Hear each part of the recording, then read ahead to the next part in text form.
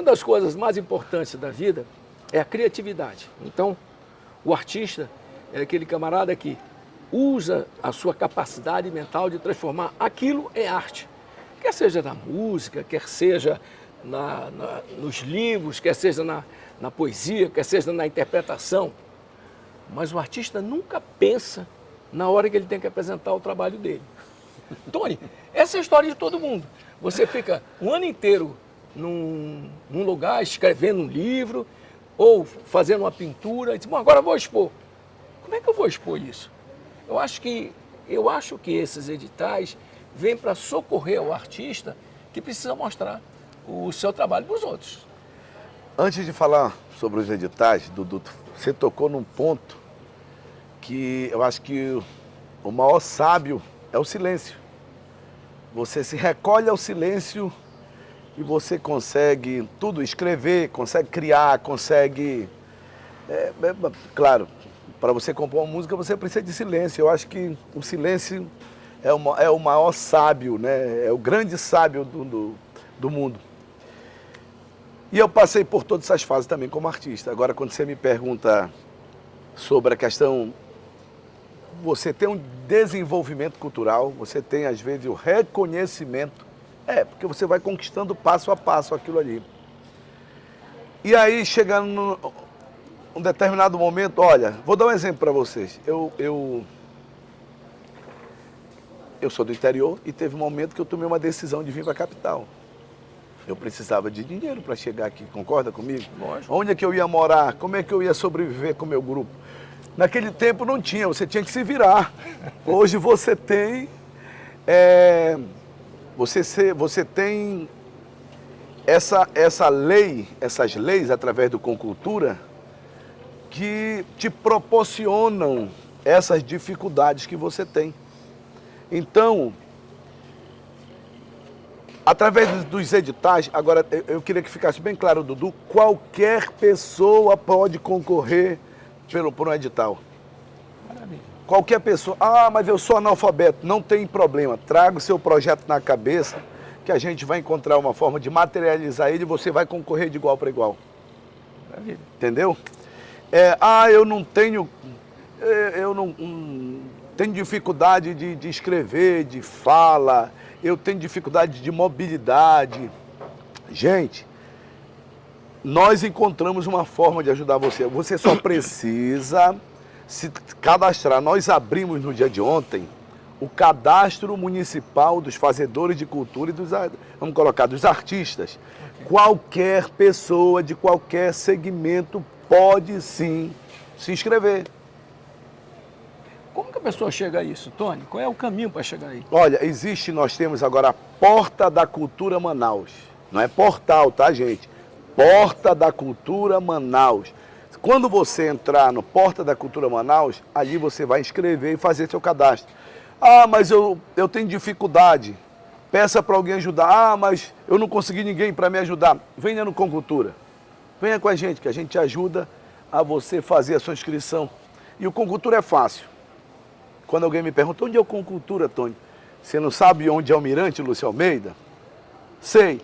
Tem uma pracinha, só tem uma pracinha na frente e só tem um prédio amarelo nela. É isso mesmo. É nesse prédio amarelo aqui que nós estamos no Concultura e nós estamos de braços, de coração aberto, até porque essa orientação do prefeito Davi Almeida, que nós chegássemos onde, por qualquer motivo, se tem alguma dificuldade de chegar. Milton Nascimento.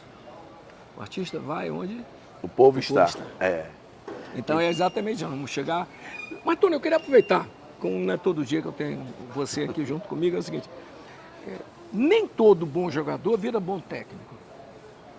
Mas o bom jogador que vira o bom técnico, ele leva a experiência dele para dentro de campo. Sim. Isso é contigo a mesma coisa?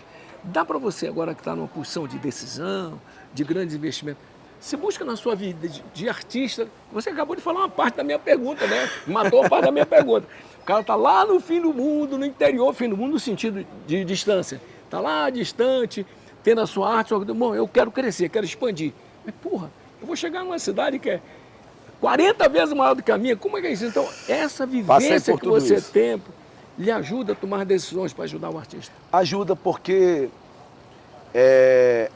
eu tenho tanto a visão da vivência, que a minha realidade é a realidade de qualquer artista quando tenta crescer. É isso mesmo. E a outra é a acadêmica, que eu fui buscar na academia os fundamentos necessários para que eu pudesse desenvolver as minhas atividades e dentro da estrutura pública, do serviço público, eu já tive experiência de ser vice-prefeito 2 vezes, deputado 2 vezes, secretário algumas vezes.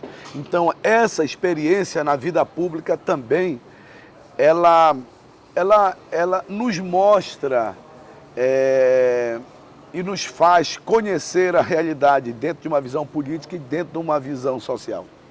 Tony, você tem um lado histórico, graças a Deus, muito positivo, né? Você tem toda a vivência, mas eu acho que o marco que o Amazonas tem é o Tony do Boi, não tem jeito. Não tem jeito, ele vai rodar. Quem é o secretário? Dudu, deixa eu te dar um abraço aqui. Vou lhe falar por quê. Quando eu fui estudar, teve um momento que eu sentia algumas dificuldades. Vou dar um exemplo para ti. Como eu era um músico empírico, isso é verdade. Quando ia para a parte mais técnica, o seu irmão aqui se limitava. Vou dar um exemplo, conversar com o maestro era uma dificuldade. E aí eu tive que fazer o quê? Eu tive que, uma época da minha vida, mesmo já tendo feito viagens internacionais, digo, sabe de uma coisa, eu vou parar e vou estudar.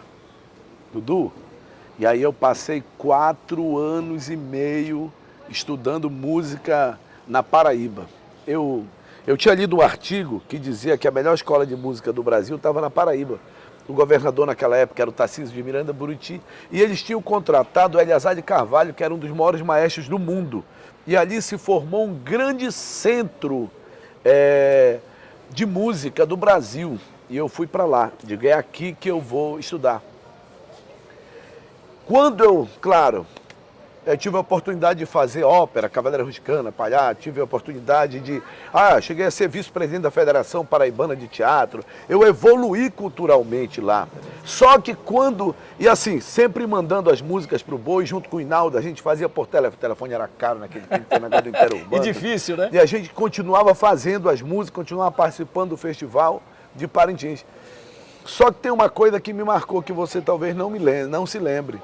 Quando eu retornei, claro, eu tinha um nome legal naquele tempo, crescendo, mas a gente estava começando, queira ou não queira, e o movimento começando a ganhar forma.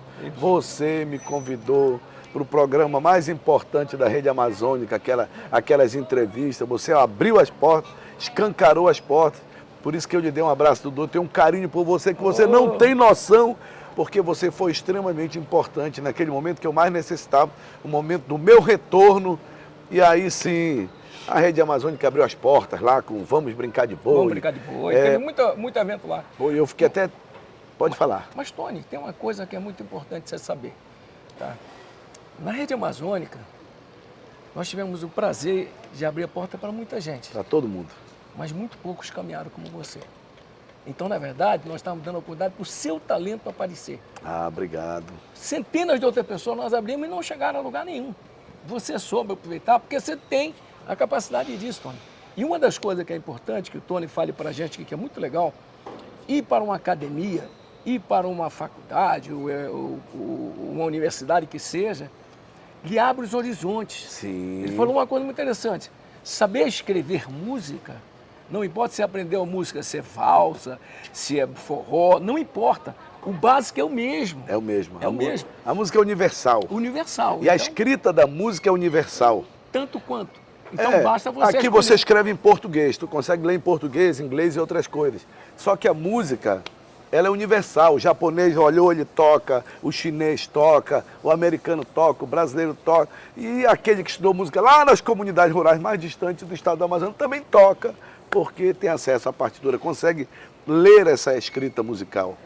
Existe uma música autenticamente amazonense, sei lá, Beiradão talvez seja o tônico nosso. No do Amazônia de Manaus, estou falando Amazônida. Amazônida, tem isso aí, Tony, na tua cabeça, que a gente possa classificar como uma coisa autenticamente nossa? Tem. Ou nós sempre sobra um pedaço de alguém? Não, acho que nós evoluímos. Nós evoluímos. Eu vou dar um exemplo para você. Manaus sempre foi, que a nossa referência é Manaus. Lógico. Manaus tem mais população do que todas as cidades do interior juntas. Lógico. Só que Manaus sempre foi cosmopolita, concorda comigo? Plenamente. É uma cidade de todos os cidadãos do mundo. E com isso, Manaus, nós não tínhamos uma referência cultural, concorda? Plenamente. Com alguns esforços ali, do Beiradão, do Teixeira de Manaus, dos festivais de música, do Torrinho, do Candinho da Inês, mas nós não tínhamos aquele negócio mais forte, pujante nosso. E aí, hoje, e quando eu vejo, eu estou arrepiado aqui, ó, quando eu vejo uma criança assistindo o boi, um jovem, vou te dar um exemplo aqui. Meu filho, que gosta, hoje eu acho que gosta mais do que eu do boi, ele, não é que ele goste mais, ele se manifesta mais do que ele externa hoje, como eu já externei. Assim, né? Ele leva os amigos para casa, em Parintins, que eu tenho uma casa grande lá. E ali tu conversa, esse aqui é delegado não sei de quê, esse aqui é médico não sei de onde, esse aqui é secretário não sei de onde. Tudo jovem. Aí você e vê as crianças, no fundo do meu coração, eu sinto orgulho de dizer assim, eu tenho parte aqui nessa história. E aí o Estado hoje, ele consegue ter essa característica marcante que a gente buscava, que é uma identidade cultural, justamente nas nossas manifestações culturais, em especial o boi do Amazonas, né? Que o boi não é mais só de Parintins, o boi é do Amazonas. É da Amazonas e do mundo. Parintins é do Amazonas. Então, Tony, eu vivi junto com você foi um desses parceiros.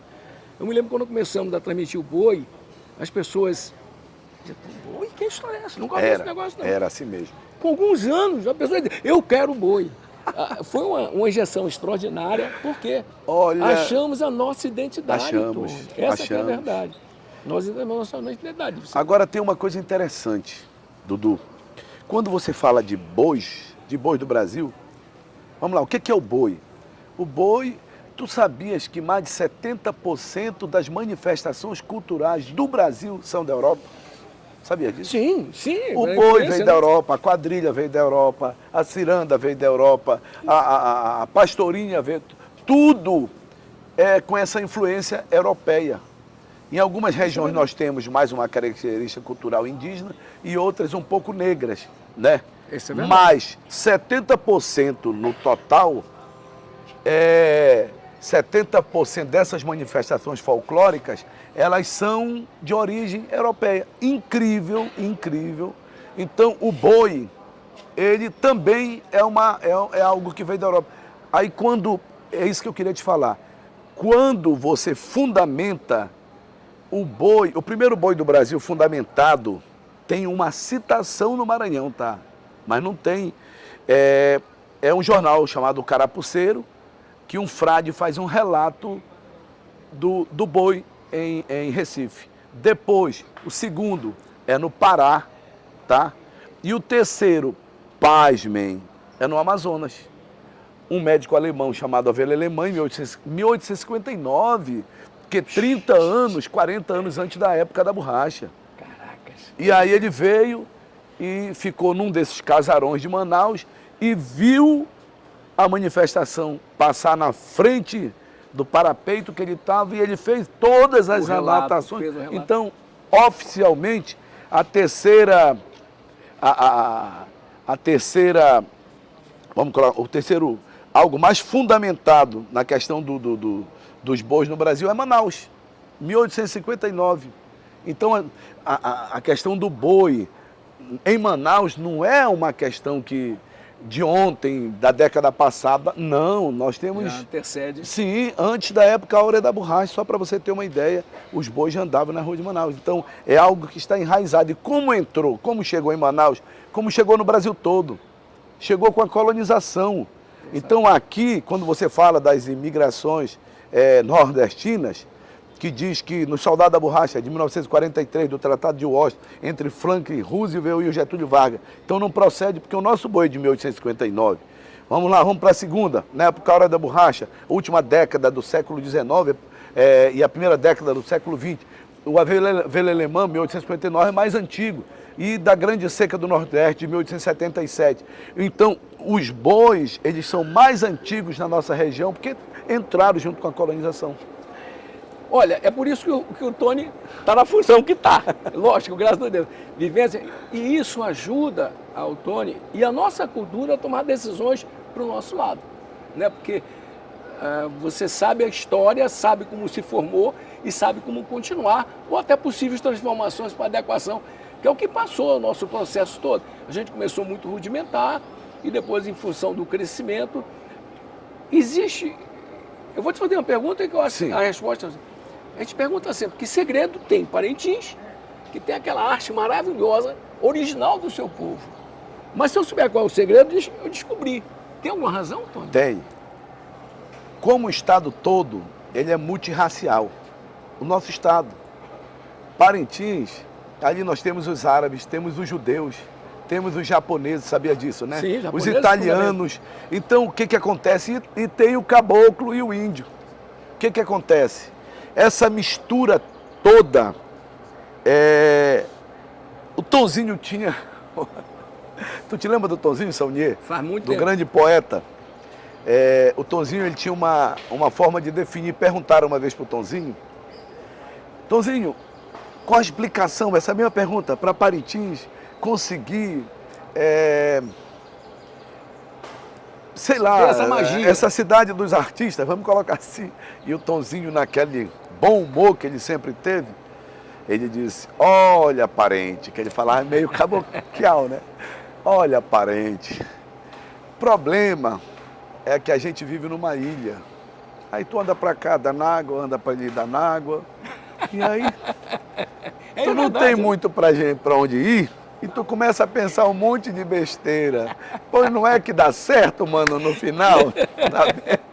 Então, resposta bem cabocla mesmo. Uma resposta bem caboclo. Mas eu sempre digo que esse multicultural, ele influenciou bastante. E a nossa proximidade com o Pará, tá? Lógico. O Pará, ele é bairrista. Tu presta atenção que o povo de Parintins, além de falar um pouco como paraense, ele é bairrista igual paraense. Por isso que está na divisa com o estado do Pará. Ainda tem mais um fato interessante, hein? Nós somos da Mundurucânia. Mundurucânia era um reino que existia, que era do Tapajós, que é de Santarém, ao Madeira, que é depois aqui de Itacoatiara. Então, isso era o reino da Mundurucânia. Então, nós somos de dentro de um reino antigo, que é o reino da Mundurucânia. Tony, a gente vai falar o ano inteiro. Tony, faz o convite às pessoas que queiram participar na possibilidade de entrar em um dos editais. Qual o mecanismo para fazer isso? Fácil, gente. Só se inscreva no cadastro. Qualquer pessoa pode participar. Ah, mas eu não tenho um computador.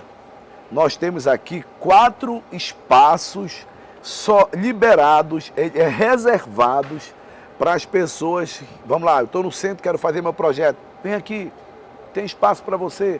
Ah, eu não tenho internet. Vem aqui que nós temos internet para você utilizar. Ah, mas eu não consigo porque eu não sei escrever. Vem aqui que a gente coloca alguém para lhe ajudar. Porque tem uma outra coisa que é legal. Tem muita gente muito fera, vamos colocar assim, em projetos culturais. Existe uma legalidade de negociação. Tipo, isso é legal, tá? Eu vou te dar...